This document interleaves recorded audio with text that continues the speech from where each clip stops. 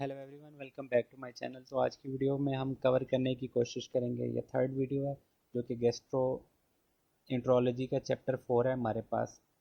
Radiant notes जो कि return है हमारे पास डॉक्टर रफ़ीउल्लाह के, तो हम उसी को लेके आगे चल रहे हैं। तो ये थर्ड वीडियो है, तो इसमें हम देख लेते हैं। तो वेगोटमी डन जो हम किस लिए करते हैं, ताकि गैस्ट्रिक एसिड की सिक्रीशन जो है उसको भी कम करे, और इसके साथ जो है हमारे पास पेप्सिन की सिक्रीशन को भी कम करे। तो इसमें दो चीज़ें जो है डिक्रीज होती हैं, गैस्ट्रिक एसिड, दूसरा पेप्सिन। इसके अलावा गैस्ट्रिक म्यूकोजल रीजनरेशन के लिए हम क्या करते हैं, वेगोटमी करते हैं। Enzyme secreted by small bowls में हमारे पास कौन से आता है इंजाइम, तो वो इंटेरोकाइनेज है। The enzyme enterokinase activate which of the following to trypsinogen.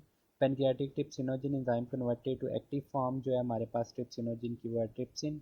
और इसका काम क्या है,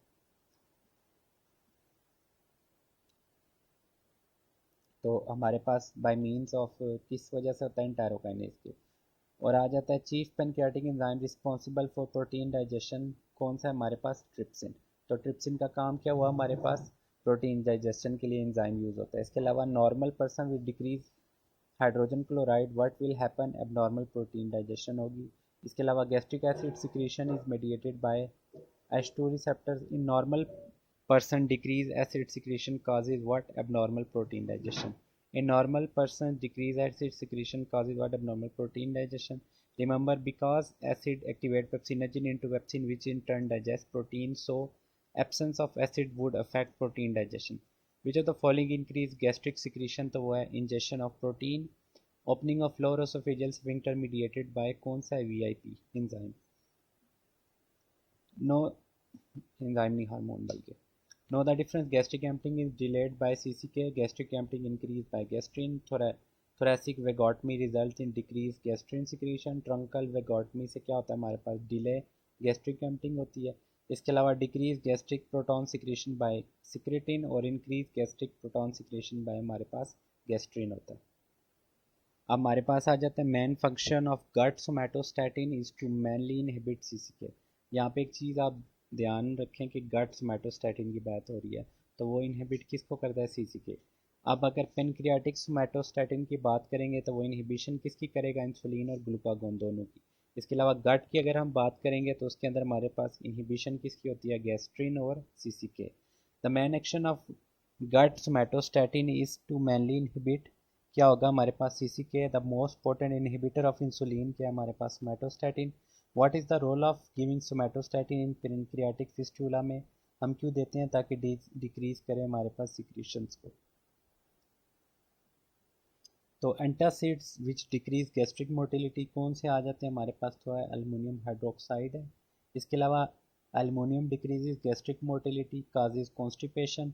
उसके अलावा मैग्नीशियम इंक्रीजेज गैस्ट्रिक मोटिलिटी, जिससे हमारे पास क्या होगा, डायरिया होगा।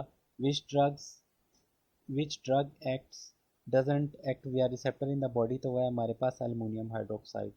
इसके अलावा 24-year-old male presented with vomiting. There is history of dysphagia for last 10 years, initially for solids, then for liquids. He lost 30 kg in 3 years. What is the best investigation? तो इस टाइम हमारे पास कौन सी होगी, तो वह एंडोस्कोपी। इसके अलावा different disease जो आ जाती हैं हमारे पास, पहली है प्लमर विंसन सिंड्रोम। इसमें हमारे पास स्ट्राइड हमें देखने को मिलता है तीन चीज़ों का, तो पहला है डिस्फेजिया, सेकंड है आयरन डेफिशिएंसी एनीमिया, और थर्ड है जो कि हमारे पास है एसोफेजियल वेब्स। तो इसको आप सिंपल निमोनिक से याद रख सकते हैं, तो वो है डाई। इसके अलावा गैस्ट्रोएसोफेजियल रिफ्लक्स डिजीज़ के बारे में है, तो इसमें क्या होता है हमारे पास, reflux of gastric acid into the lower oesophagus because of incompetent lower oesophageal sphincter, या जिसमें हमारे पास क्या कह सकते हैं हम, लोअर एसोफेजियल स्फिंक्टर की टोन है वो हमारे पास डिक्रीज हो जाती है। अब अगर मोस्ट एक्यूरेट इन्वेस्टिगेशन की बात करें तो वो है 24 आवर पीएच मॉनिटरिंग, और इन्वेस्टिगेशन ऑफ चॉइस की अगर हम बात करें तो है हमारे पास एंडोस्कोपी। ये सिंपल आपने रट्टा लगाना है, इसमें कोई समझने वाली बात नहीं है। इसके अलावा हमारे पास आ जाता है एक्लेशिया। तो एक्लेशिया में हमारे पास क्या है, मोटिलिटी डिसऑर्डर है, जिसमें हमारे पास तीन अब नॉर्मेलिटीज़ आती हैं। सबसे पहली क्या है जी, failure of relaxation of lower oesophageal sphincter due to loss of ganglion cells in the myenteric plexus. जैसा कि आप सबको पता होगा, हमारे पास दो तरह के प्लेक्सिस होते हैं, एक होता है मेंटेरिक और होता है मीजनर। एक का काम होता है मोटिलिटी और दूसरे का काम होता है सिक्रीशन।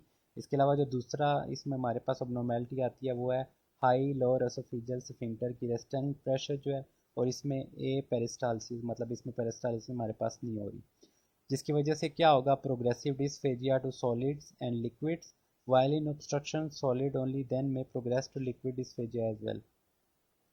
इसके अलावा इन्वेस्टिगेशन ऑफ चॉइस में हमारे पास क्या, बेरियम स्टडीज़ में हमारे पास हमें क्या मिलेगा, oesophagus terminates in narrowing at lower oesophageal sphincter, जिसे हम क्या बोलते हैं, bird beak appearance, very important MCQs है एक्लेजिया का। इसके अलावा मोस्ट एक्यूरेट या मोस्ट डेफिनेटिव डायग्नोसिस हमारे पास हम किस पे बना सकते हैं, तो वो है मैनोमेट्री के ऊपर।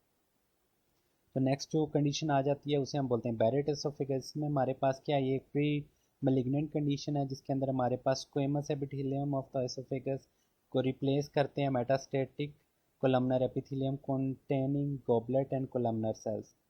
डायग्नोसिस हम किस तरह कर सकते हैं, एंडोस्कोपिक बायोप्सी के ऊपर। अगर आपने निमोनिक याद रखना है तो उसके लिए आपने oesophagus NSSE oesophagus non stratified squamous epithelium जो होती है वो रिप्लेस होती है बैरेट एसोफेगस में हमारे पास मेटास्टेटिक कोलमनर एपिथेलियम है, ठीक है। और इसके बाद जो हमारे पास फेज़ आती है जिसमें हमारे पास क्या होता है, कैंसर की फॉर्मेशन हो जाती है। तो typically presents with progressive dysphagia. अब इसमें जो हमारे पास डिस्फेजिया होगा वो प्रोग्रेसिव होगा, पहले सॉलिड्स का होगा देन लिक्विड्स का होगा, और इसमें हमारे पास क्या होगा, वेट लॉस भी होगा और पुअर प्रोग्नोसिस है हमारे पास इसकी।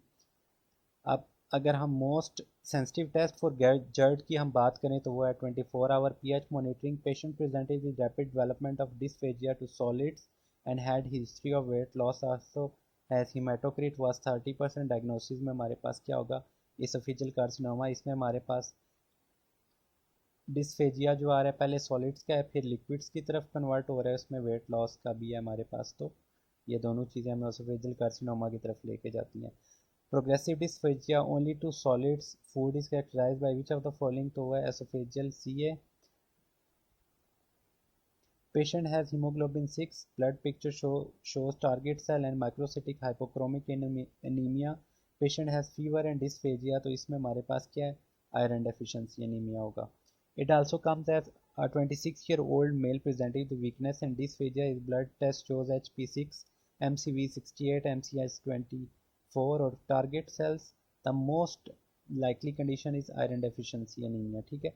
A female complain of pain and dryness of eyes, dry mouth and parotid swelling, dysphagia. Chest X-ray shows fibrosis of lung. Diagnosis में हमारे पास क्या है, Sjogren syndrome, important MCQs है। A 55-year-old female present with 4 years history of blurring of vision and itching on both the eyes. She also complains of dysphagia and dryness of mouth. Physical examination, she has bilateral parotid swelling and fibroid mouth fissures. Chest X-ray shows pneumonitis. The most likely diagnosis हमारे पास Sjogren syndrome है। अगर कोई इस तरह का आपके पास scenario आता है जिसके अंदर क्या होगा, इस तरह का पेशेंट होगा जिसमें आपको ड्राइनेस ऑफ माउथ आएगी या ड्राइनेस किसी भी एरिया के रिलेटेड होगी, तो वो मोस्ट लाइकली है हमारे पास क्या, Sjogren सिंड्रोम होगा। इसके अलावा हमारे पास ये भी चीज़ याद रखने वाली है कि हमारे पास स्क्लेरोडर्मा की कंडीशन के अंदर भी डिस्फेजिया हो सकता है, ठीक है।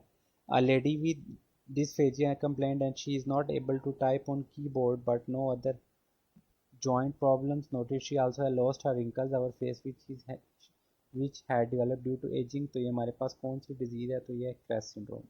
The characteristic feature of the squamocolumnar junction 2 cm above LES is हमारे पास कौन सा है, Barrett's esophagus।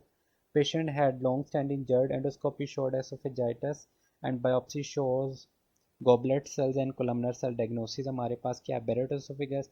Squamocolumnar epithelium presents 3 cm above of cardiac end of esophagus। diagnosis क्या है हमारे पास, Barrett's esophagus। Adenocarcinoma of esophagus develop in Barrett's esophagus। Barrett's esophagus is an example of metaplasia। A patient non-smoker 40 packs per day presents with increasing retrosternal pain and progressive dysphagia, weight loss, cervical lymph node in large chest is clear। What is the most likely diagnosis, तो ये हमारे पास oesophageal carcinoma, क्योंकि इसमें हमारे पास क्या है, smoking में 40 पैक्स पर ईयर की हिस्ट्री। अगर कोई इस तरह का पेशेंट आता है जिसमें 40 पैक्स पर ईयर की हिस्ट्री है या इससे ज़्यादा है, तो वो मोस्ट लाइकली हमारे पास क्या होगा, कैंसरस स्टेज होगी। A 65-year-old smoker with significant weight loss presents with dysphagia to solids। mechanism of dysphagia हमारे पास क्या है, डिक्रीज पेरिस्टालसिस मूवमेंट्स की वजह से है। Progressive dysphagia only to solid food is characteristic of which of the following, तो है हमारे पास इसोफेजियल सी है। A female came to the ER with complaint of chest pain, dysphagia, vomiting and difficulty in belching. ECG is normal and chest X-ray shows air fluid level in esophagus. What is the most likely diagnosis? तो वो है esophageal achalasia. In achalasia of the esophagus, mesenteric plexus is deficient in lower esophagus. ठीक है, mesenteric plexus का हमारे पास काम क्या होता है? मोटिलिटी का। Also note that the gut brain stimulation from mesenteric plexus through which hormone, तो वो acetylcholine in a food bolus gets stuck in the middle third of esophagus during swallowing, by which mechanism it will be pushed down to the stomach, तो वह secondary peristalsis caused by mesenteric plexus। तो ये थी आज की video. मुझे उम्मीद है आपको वीडियो पसंद आई है। कि अगर आपको वीडियो पसंद आई है तो काइंडली मेरे चैनल को सब्सक्राइब करें। मैं आपसे मिलता हूँ नेक्स्ट वीडियो में, तब तक के लिए खुदा हाफिज़।